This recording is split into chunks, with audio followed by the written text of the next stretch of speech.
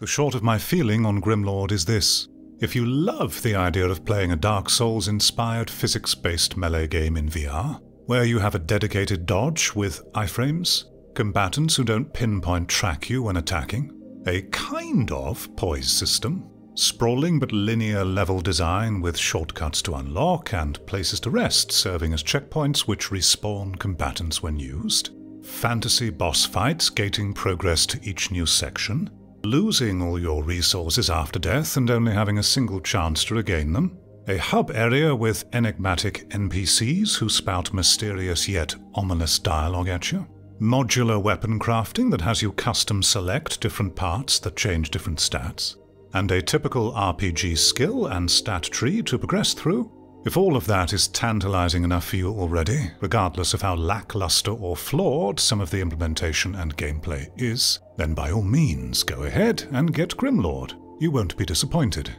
For the rest of you who need a little more to be convinced, stick around for a while longer, because Grimlord has a lot to love, but is still deeply flawed enough in important ways that I'd recommend holding back from buying it at the moment, if you want a satisfying gameplay experience. I feel obliged to preface that I'm fully aware this is an early access release, and so this review is to inform of the game's state in the current moment of first release.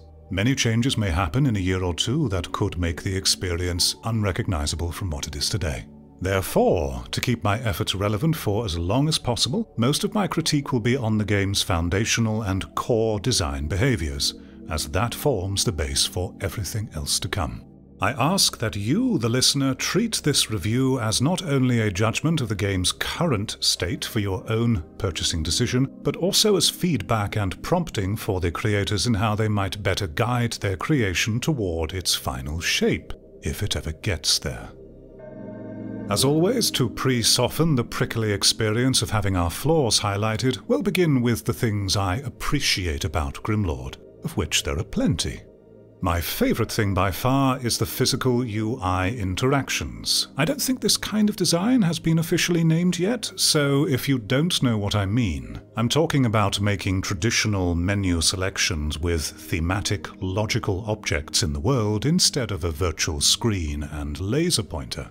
Selecting how to craft your weapons by physically rotating a mechanical device, casting magic by drawing shapes with your staff in the air, and unlocking new crafting parts by flicking open a piece of paper are the main standout examples for me. I can't express enough how much I appreciate these things being done for VR, but I've equal dismay at how rare these design efforts continue to be in most other games. It's a uniquely VR experience that makes you feel like a part of the world in a way that flat screens cannot achieve.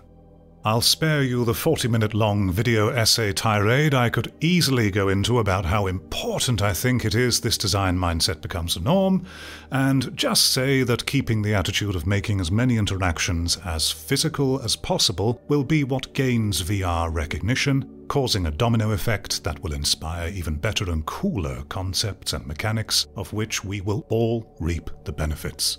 We must highlight and sing the praise of developers in the here and now who recognize the importance and make these efforts. The combat design potential in Grimlord is something that could be really interesting for VR. It breaks the mold for a typical physics-based melee fighter, those that I've played so far at least, in that just like its inspiration from the Souls series, it doesn't have the combatants track and face you permanently during their attacks. You have a dodge button that has invincibility frames, though it's done with a small hop instead of a roll, and this affords you the opportunity to genuinely outmaneuver opponents by paying attention to learn their attack animations, then master them. You can even evade physically if your playspace and headset allows for it, which I love. You can parry and block, but you have an invisible stamina or poise value which depletes when doing so, slowly recharging itself like the Souls series stamina bar. And you know how much poise remains from controller vibrations after you block, which is a lovely touch. The combat formula is copied straight from Dark Souls, which is fine, all our creations take influence from everything else, and it creates a layer of strategy and timing still novel and fresh for VR fighters. I stressed the word potential earlier because this design in its current VR form still has a lot hindering it, which we'll talk about soon.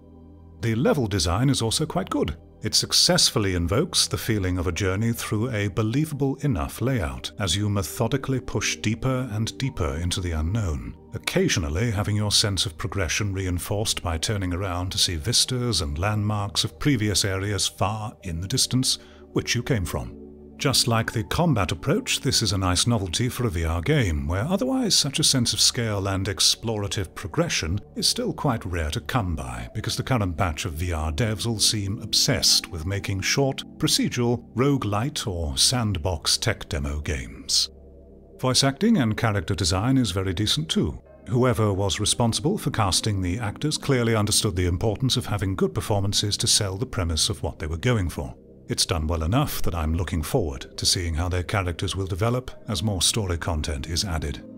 As a final praise, which I'm struggling to organically fit into previous mentions, so I'll just say it here, the game has a few nice little touches of interactive detail, which for me signals that this team better understands how much having the world dynamically respond to you in little ways is sorely needed in a VR experience that seeks to create atmosphere and immerse. So there we are, that concludes my sweet word appetizer before we sink our teeth into the challenging and tough main course of the game's shortcomings.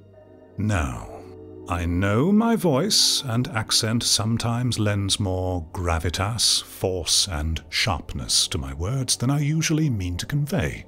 I can't ever make you choose how you receive and interpret my tone in the end, but I hope all of what I've said up to now demonstrates that my intent is not to disparage someone's work just to get my sick kicks.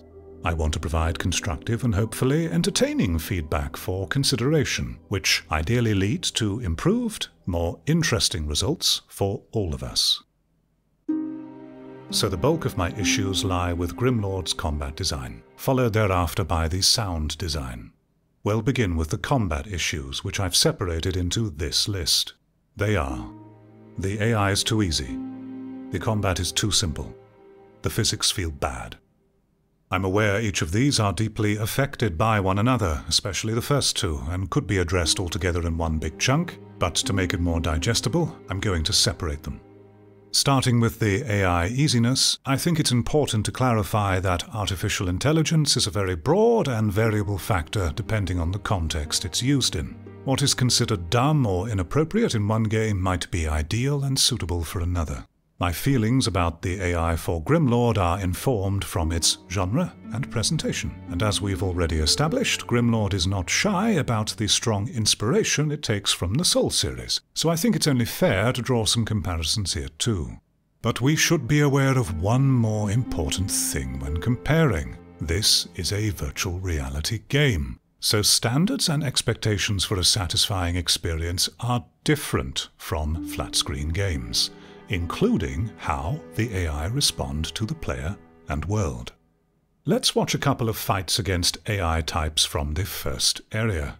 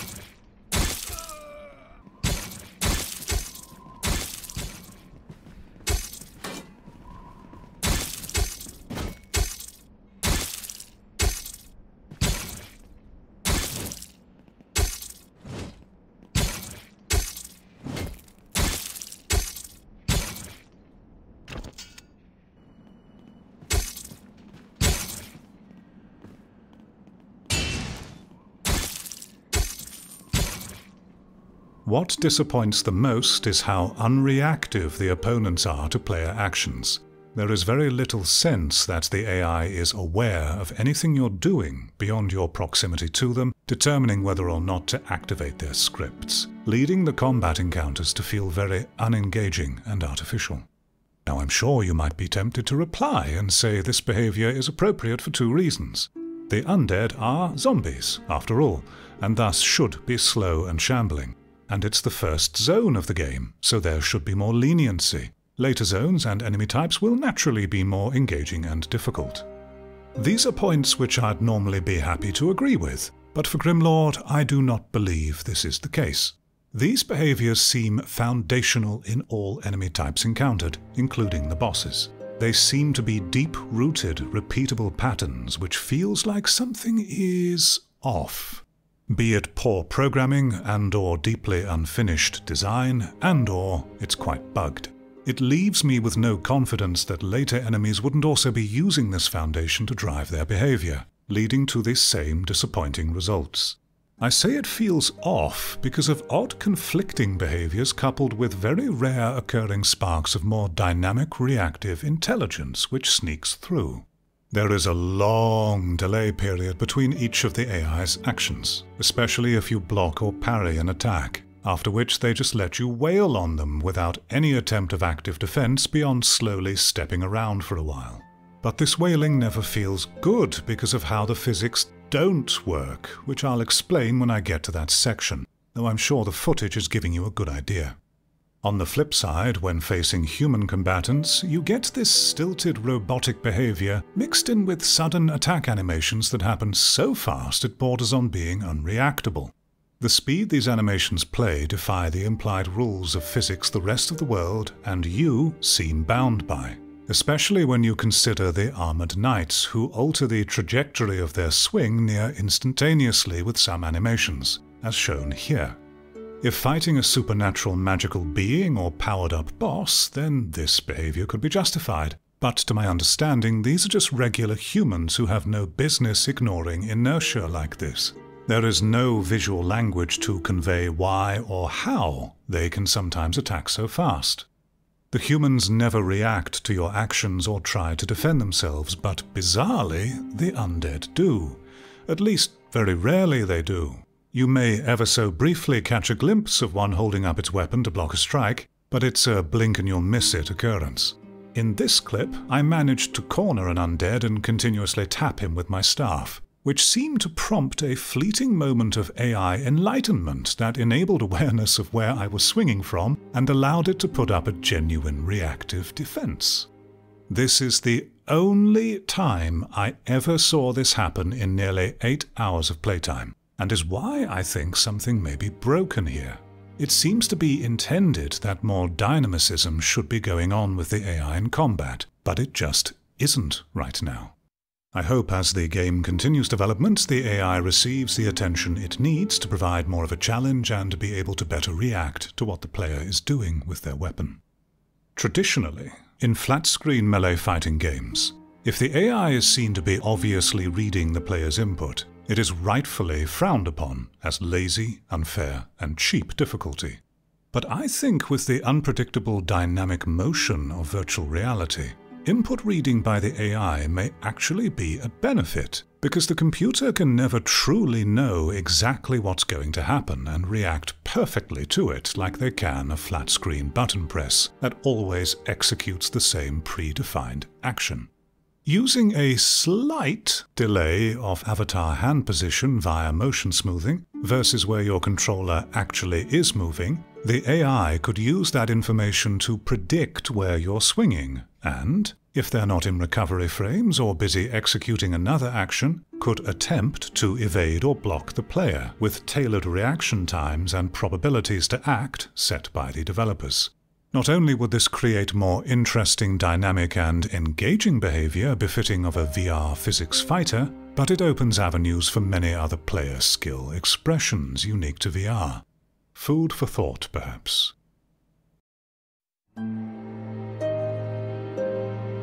As I said before, these things are deeply connected. Improving the AI will immediately help here, but the combat options themselves leave a lot to be desired still. So currently you can attack with magic, melee and bow, your standard fantasy affair, which is fine. To my understanding, melee and bow just do flat damage, while magic can do damage plus an additional effect. Lightning can stun. Fire maybe burns? I don't know. I didn't test it because the fire effect is so performance heavy I couldn't take the risk of overloading my GPU and corrupt the recording session. Ice just does damage so far. Hello everyone, this is future Mr. V at the very end of my editing session, chiming in to say that I was wrong about the ice. You can freeze enemies, and freezing them does have an additional effect on them, which you're seeing in the footage behind you. I didn't discover this until right at the end when I went back in to get some footage, so apologies for the inaccuracy there. It also applies to a little bit later in the video, but it's not too big a deal. Thank you! And I didn't try Earth, probably just damage too, I'd guess. Or maybe Earth makes the combatants soil themselves. Earth magic may not even be in the game yet, I don't know. The poise mechanic adds a little more depth to this, I will admit, but the game doesn't explain it at all. Except for boss fights, as far as I've noticed, poise just acts as an on-off switch for instant ragdolling when crossing a threshold. That's all I could find to the combat, and it's boring. It's all still a binary state in the end. Enemies are alive at full strength, or they're not. No in-between. Virtual reality plus physics cries out for more nuance. As we've just touched on, unlike flat-screen player avatars with pre-canned movesets and animations, the VR player character is a dynamic, free-moving entity, so the world needs to be prepared to respond to the player in sensical, interesting, dynamic ways. Having to aim for unarmored sections of an opponent is a good start, but we need more. Here are some obvious examples of what could be done. In the case of a physics fighter, repeated strikes on a body part should affect that part in some way, modified by the physics force, damage type inflicted, and armor worn. A combatant's arm could be weakened, disabled, or dismembered, causing their attack animations to become slower, do less damage, or their attack stance changing entirely, forcing them from a two-handed to one-handed stance, maybe completely altering their moveset in the process. Slash damage on flesh could cause bleeding, depending on if the entity can bleed. Focused blunt damage to the torso could drain poise or stamina faster. Leg damage slowing the movement or disabling evasion. Head damage causing stun, dizziness, confusion, blindness, and so on. For magic, fire strikes on flesh could cause damage and a pain effect, inflicting extra damage when that limb is used. Repeated hits on metal armor parts by fire spells may negate direct damage, but could enable a modifier that allows you to now pierce through that heated section with sharp weapons before that part cools down again, similar to how Blade and Sources already does. Now that I've sparked your imagination, it's easy to conceptualize what effects ice magic could cause to armor and body, and lightning, and earth, and so on. These are all pie-in-the-sky suggestions, of course. I don't ever expect them to be implemented if they weren't already planned. My purpose for sharing these examples was to highlight that traditional standards of binary, alive in full fighting condition till HP equals 0, does not lend itself well to the free-form dynamic input of motion controllers. VR needs more. The world needs to be more dynamic to match how dynamic we can be.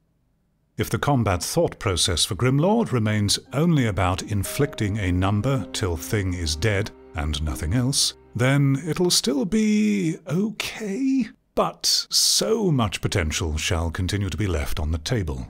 And I think VR players will feel this lacking deep down.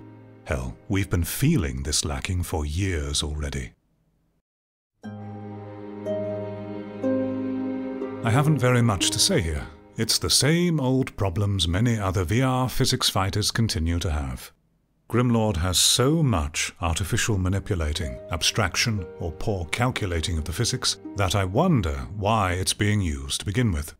You can still limply swing your wrist and have it count as a fully fledged hit or dismemberment. Why bother allowing this in VR? Opponents are often incredibly rigid and unreactive to your collisions, doing the same slight twitch regardless of weapon used and the force you swing with. When knocked down, they become the opposite, from rigid statue to janky ragdoll, that remains permanently limp if you so much as brush them with any impact in that state. It behaves and looks very bad. Your player character has an extreme amount of motion smoothing applied to all controller movements. I'm usually an advocate for adjustable motion smoothing in VR, especially for shooters, but Grimlord's current amount crosses the line to an insufferable degree, like you're forever wading through sludge.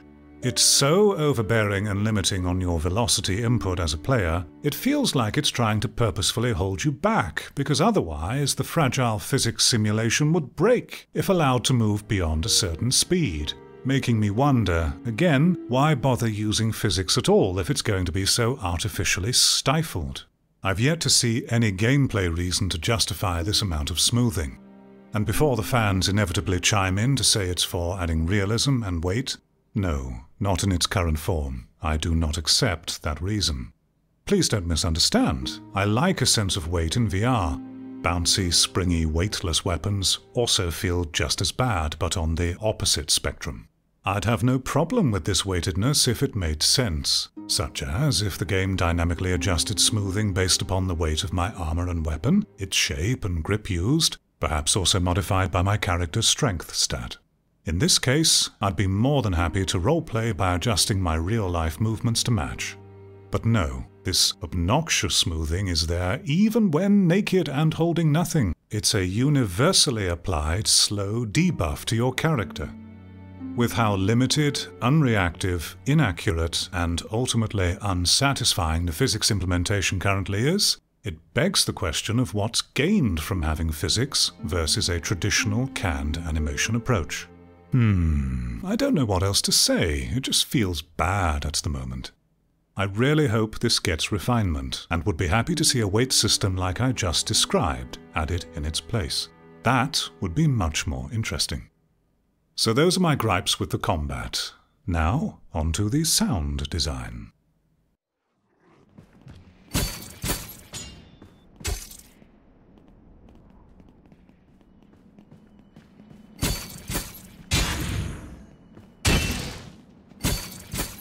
Wait a minute.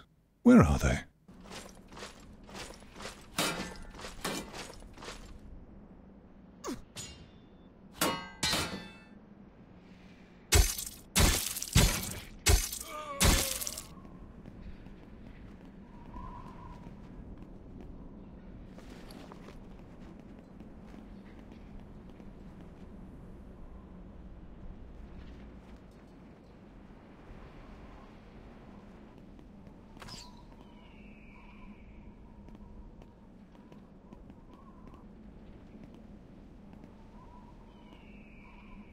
The sounds seem to have gone missing, and that's my gripe.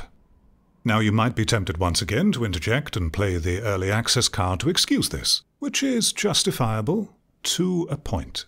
But so many important sound effects have been left out in this release. So much vital, basic audio that for a paid product, even in the standardless purgatory that is early access, I still think these omissions are unacceptable and really harmful for an experience that seeks to create atmosphere. I'm sure a few of you feel I'm blowing this way out of proportion. What does it matter? It's just a few bits of sound, Mr. V. Do you know how difficult it is to make a game? It matters very much. The audio doesn't have to be great quality, but if you want to avoid a profound emptiness in your experience, the sense that something very important is missing, then the basic audio needs to be there. If it isn't obvious already, the sounds missing are those made by things existing and reacting in the world, not to be mistaken for background ambience, which Grimlord has, well, a bit.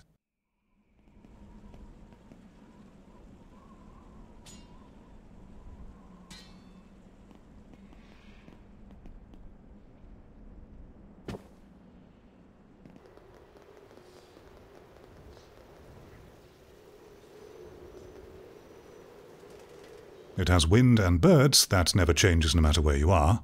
I'm ranting, aren't I? Here's what I mean. Grimlord has the basic macro sounds implemented, the obvious big ones.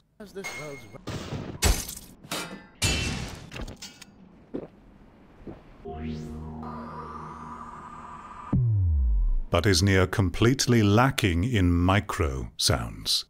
No weapon swinging sounds, no clothing and armor movement sounds, no environmental sounds whatsoever from anything. There are some rare isolated exceptions though. But if anything, they bring more attention to what's missing. I'm confident the sounds will eventually be added and improved. I damn well hope so. But I still think it's very necessary to admonish the devs about this in the here and now. It is so important, and the fact that they've been happy to release it like this doesn't give me confidence they understand that importance. If visuals are the body of a game experience, then sounds are surely the soul. And before my fellow pedantic brethren raise an eyebrow at me, I'm not implying it isn't possible to make great games with only visuals or only audio. I'm sure it can be done. But those things, if they existed, would be created with a hyper-focus set to prove that point, something which our average media does not do. To further stress and solidify my point, I'm going to play a clip from another recently released game that has incredibly simple visuals by modern standards, but an excellent detailed soundstage. Hopefully afterwards you'll understand how the sound transcends the visuals, transforming the entire experience.